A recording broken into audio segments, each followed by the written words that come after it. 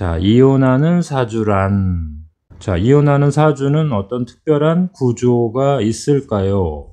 자, 사주 공부하시면서 이런 내용은 조금은 그래도 자주 접하게 되죠. 그런데 좀 내용을 잘 보시면 결과론적으로 이야기하는 게 많죠.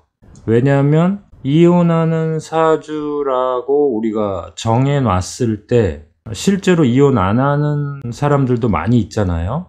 완벽한 인과관계가 정해질 수 없다. 미리 알고 계셔야 되죠. 자, 그런데 이런 공부를 왜 할까요? 자, 이혼하는 사주를 이해할 때, 자, 1번 보세요. 그래도 왜 많은지는 알아야 되겠죠. 우리가 임상에서 상담을 해보면 어떤 특징이 있더라. 그래서 그 특징을 좀 몇 가지로 알아보고요. 그 다음에 그러면 왜 그런 특징을 우리가 뽑아낼 수 있는가? 심리 구조를 이해함으로써 확인할 수 있겠죠. 자, 한번 들어가 볼게요. 아주 예전부터 나타나 있는 내용이기 때문에 공부를 해볼 필요는 있죠.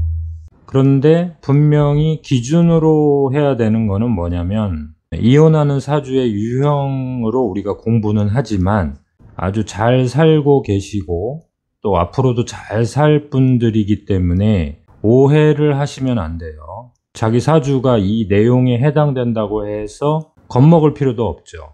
자, 간단하게 일단 정리는 해보죠.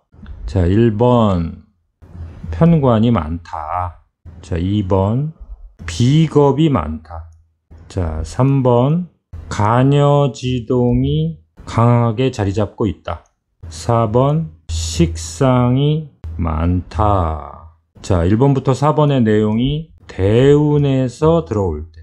대운에서 들어올 때도 관계성에서 판도 변화가 있기 때문에 이때도 좀 주의 깊게 살펴봐야 되겠죠.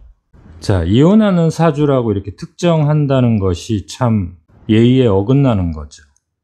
어떤 사람의 사주가 이것에 해당될 때 뭐 조심하고 자신의 심리 구조를 되돌아보는 계기가 된다면 이제 좋은 거지만 이런 구조에 해당된다고 해서 불안해하거나 공포감을 가질 필요까지는 없죠. 자, 한번 보죠. 자, 어떤 논리에서 이런 말이 나오는 건지. 자, 사주라는 기본 구조를 볼 때는 일간의 결정권, 여기를 주체성이라고 해요. 일간의 결정권을 중심으로 보는 거예요. 이 결정권에서 1번, 아까 1번이 뭐였어요? 편관다자죠. 편관다. 그 다음에 5번까지 한다면 이제 대운에서 이러한 상황이 펼쳐질 때, 그렇죠? 자, 이렇게 본다면 십성 구조를 볼 수 있죠. 십성 구조. 자, 이 십성 구조에서 뭘 할 수 있냐면, 자, 일간을 그 사람이라고 할게요. 그 사람이 세상을 보는 관점을 알 수 있는 거예요. 심리 구조까지 나와요, 여기서. 심리 구조. 이 부분은 참 중요한 거죠. 사주팔자표를 보시면 이 단어들이 정확하게 다 나오기 때문에 금방 대입할 수가 있어요. 자, 요 5가지를 일단은 기억해 주시고요.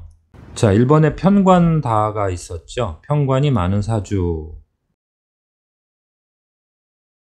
자, 정관도 여기에 포함시키는 분들도 있어요. 자, 임수를 볼까요? 편관 구조죠. 계수를 볼까요? 미토, 축토가 있다면 저 편관 구조가 강하게 형성이 되죠. 편관다자인 분들이 남편을 고를 때 특징이 있어요. 자기가 존경하고 믿고 따를 사람을 선택한단 말이에요. 남자를 고를 때 그런 사람을 고른다는 거예요. 이런 기준 때문에 실제로 그 남자가 쉬운 사람이 아니에요. 쉬운 사람, 착한 사람에게는 관심이 없어요. 자기 일을 화끈하게 진행하는 사람, 좋고 능력 있는 사람을 만나는데 그렇지 못한 모습을 보여줬을 때 그걸 그냥 지나가지 못하죠. 그 다음에 이렇게 해주지 않으면 나는 안 된다 라는 확고한 답을 원하는 거죠. 편관다자인 여성분들이 남성을 잘 되게 하고 더 촉진제 역할을 하는 힘도 강력하지만 남성이 성실한 모습을 못 보였을 때, 불합리한 모습을 보였을 때 응징하더라 이거예요. 정확하게. 그래서 이혼의 문제가 생기는 것 뿐이죠. 어떤 틀을 정확하게 지켜줘야 되는데 그렇지 못할 경우에는 믿고 따를 만한 존경의 요소가 제거됐을 때 응징하더라. 분명한 자기 결정권을 행사하더라. 자, 이번에 비겁이 많을 경우 일간이 갑이라면은 갑을 또는 인묘 이런 에너지가 사주 내에 있다면 비견겁재가 많은 거죠. 자, 비견겁재는 자기와 원팀을 원하죠. 자기와 함께 가는 거죠. 욕할 땐 같이 욕하고 같이 투게더. 자, 여기에 결국엔 동조를 해줘야 돼요. 같이 가야 된다는 거죠.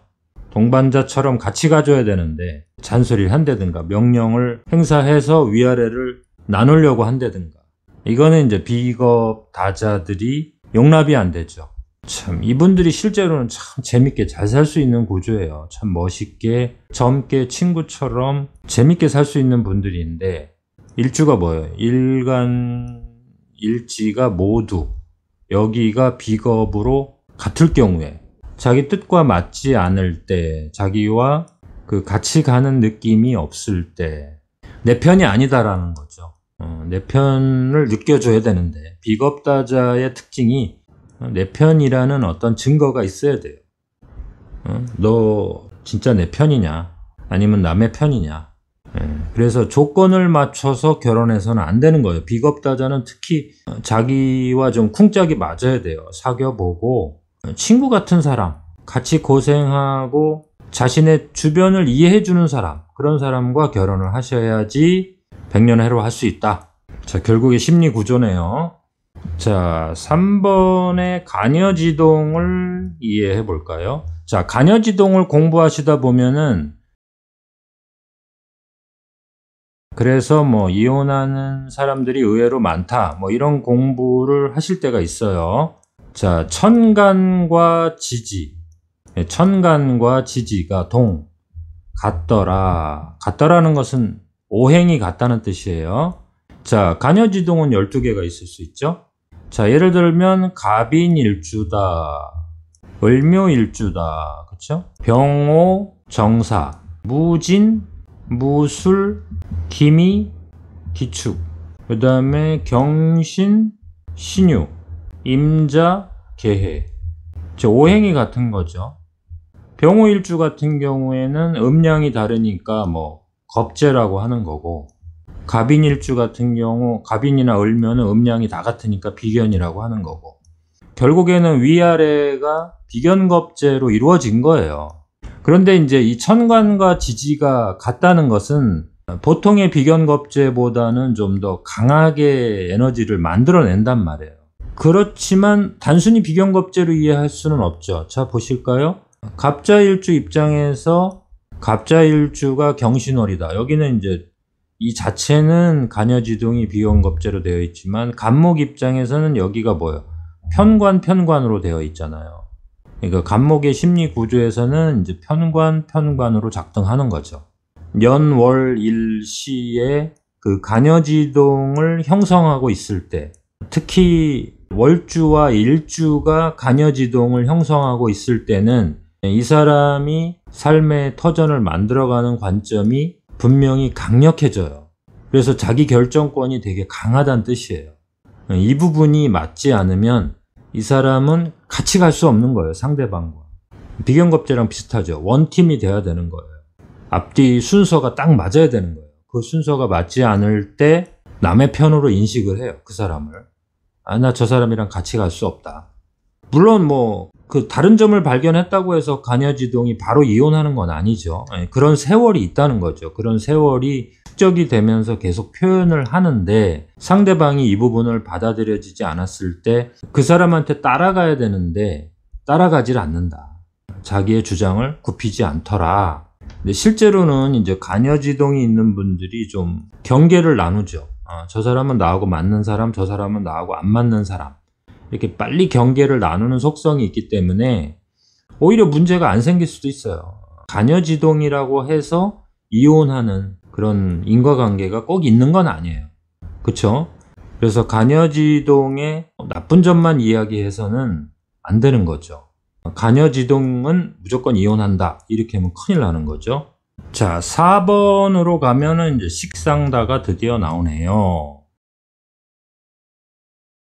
자, 식상다자라는 것은 일간의 그 에너지가 설하는 거죠. 그렇죠? 소통하는 거죠. 통하는 거죠. 새로운 세상을 만들고 싶은 거죠. 어떤 것에 멈추는 것에 답답해하는 거죠. 그리고 이제 언어 소통을 원하는데, 감정 소통을 원하는데 소통적인 부분이 해결이 안 될 때 식상다자들은 이제 갑갑함을 느끼기 때문에 식상다자인 분들의 이 감성과 언어 소통에서 이 대화의 상대가 딱 맞는 사람을 찾기가 참 힘들단 말이에요. 식상다자인 분들이 결혼을 안 하고 사시는 분들도 많아요. 못 모를 때 결혼하면 괜찮은데 다 알면 더 못한단 말이에요. 자기 일을 가지려고 한단 말이에요. 원래는 식상다자인 분들이 진짜 결혼 생활을 재밌게 할 수 있는 분들이에요. 조건을 맞추지 말고 자기와 그 언어 세계와 관심 분야, 그 부분을 서로 교감한다면 사실은 참 재밌게 살 수 있는 구조죠. 식상다자인 분들은 참 재밌게 살 수 있는 구조예요. 그런데 세상은 조건을 맞추다 보니까 그래서 온전한 선택을 한다는 것은 어려운 거고, 대운에서 우리가 지금까지 공부한 1번과 4번의 상황이 펼쳐질 때도 사주팔자 자체에서 오는 게 아니죠. 운에서 오는 판도 변화에서도 이혼할 수 있다. 자기가 하고 싶은 일을 터뜨리는 경우가 있어요. 자, 그거는 앞에 조건에서, 이전 조건에서 그게 억눌려 있었기 때문에 이렇게 된다는 거지. 대운에서 비견겁제가 온다고 해서, 식신상관이 온다고 해서 이혼한다, 이렇게 대입하시면 안 돼요. 인과관계를 정하셔야 돼요. 이런 사주는 이혼한다, 저런 사주는 결혼할 수 없다, 이런 식으로 대입하는 것은 상당히 무례한 것이고 논리적으로도 전혀 맞지 않는다. 결국에는 심리구조의 변동, 심리구조의 특징, 여기에서 나타나는 현상이다. 요 정도로 정리를 하고 갈게요.